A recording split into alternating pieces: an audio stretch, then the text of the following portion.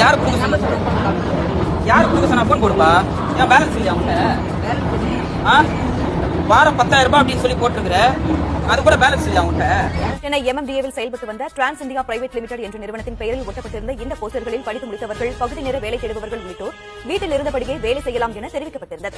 அதன் பேரில் வேலை தேடி அந்த நிறுவனத்தை அணுகியவர்களிடம் இருந்து தலைக்கு 7,500 ரூபாய் முதல் 50,000 ரூபாய் வரை பணம் வசூலிக்கப்பட்டதாக பாதிக்கப்பட்டவர்கள் தெரிவித்துள்ளனர். இந்நிலையில் தாங்கள் அனைவரும் 5 மாதங்கள் வேலை பார்த்தும் முறையாக ஊதியம் வழங்காததை அடுத்து பாதிக்கப்பட்டவர்கள் அலுவலகத்தை முற்றுகையிட்டனர். இப்படிதான் வந்து டிரான்ஸ் இந்தியா நிறுவனம் ஏழை எளிய மாணவர்கள் வந்து ஃபுல்லா வந்து பாத்தீங்கன்னா பிரைன் வாஷ் பண்ணி அவங்களோட வாழ்க்கையை வந்து கெடுக்கிறாங்க. அதாவது வந்து ஒரு 15,000 ரூபாய் 10,000 ரூபாய் கட்டு, நீ வந்து 2 பேரை சேரு, உனக்கு வாரம் 80,000 ரூபாய் வரும், மாசம் வந்து 3 லட்சம் ரூபாய் நீங்க சம்பாதிக்கலாம், நீ தான் அடுத்த பில்கேட்ஸ், நீ தான் அடுத்தது, நீ தான் வேற மாதிரி ஆயிடுவா, அப்படி இப்படின்னு சொல்லிட்டு ஆசை வார்த்தையை தூண்டி ஆசை வார்த்தையை காமிச்சு வந்து பார்த்தீங்கன்னா மக்களுடைய மத்தியில வந்து பார்த்தீங்கன்னா இந்த அளவுக்கு ஏமாற்றக்கூடிய விஷயங்கள் செஞ்சுட்டு இருக்காங்க தொடர்ந்து டிரான்ஸ் இந்தியா. இந்த மாதிரி மக்களை ஏமாற்றக்கூடிய விஷயங்கள் டிரான்ஸ் இந்தியா மட்டும் தான் செய்தா அப்படின்னு பார்த்தா கிடையவே கிடையாது.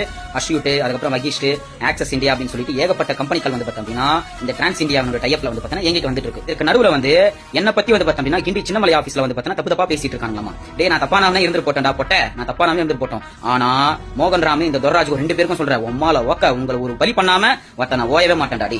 மக்களை இவ்வளவு நாள் ஏமாத்திட்டா இருக்கீங்க நீங்களா. எத்தனை பேரோட வாழ்க்கையை கெடுத்திருக்கிற இந்த டிரான்ஸ் இந்தியானால ஒரு பையன் சூசைட் பண்ணி இறந்து போயிருக்கான். ஐயோ வீட்டுக்கு போனா நம்ம ஏமாத்திட்டோம் அப்படின்னு சொல்லி தெரிஞ்சா வந்து பார்த்தா எங்க போய் நம்ம சொல்ல, நம்ம அப்பா அம்மா என்ன செய்வாங்க, நம்ம ஏது செய்வாங்க சொல்லி அந்த பயத்திலே வந்து பார்த்தா சூசைட் பண்ணி இறந்துட்டாங்க. டிரான்ஸ் இந்தியாவை ஒரு வழி பண்ணாம நான் ஓயவே மாட்டேன்.